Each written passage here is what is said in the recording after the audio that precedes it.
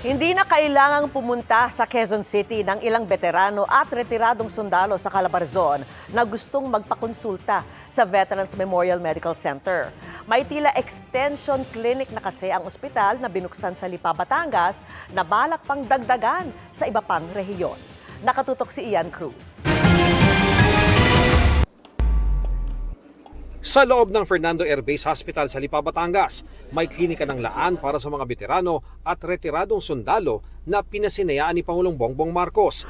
Ito ang Valor Clinic o Veterans Access to Lifetime Optimized Healthcare, kung saan may consultation rooms, pharmacy unit at laboratory sa outpatient wing.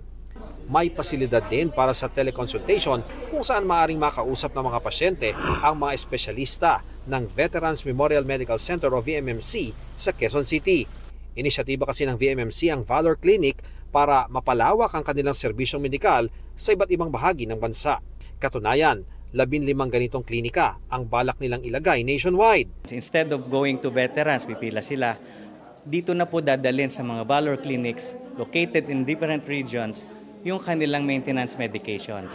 Pati qualified dependents ng mga veterano ng iba't ibang digmaan at mga retiradong sundalo pwede rin sa Valor Clinic. Hindi na kami mahirapan magpunta sa main Veterans Memorial sa Manila.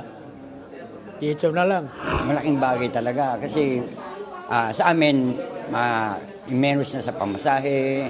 Binisita na rin ng Pangulo bilang Commander-in-Chief ng AFP ang mga tropa ng Philippine Air Force na nakatalaga sa Fernando Air Base. Para sa GMA Integrated News, Ian Cruz, nakatutok 24 oras.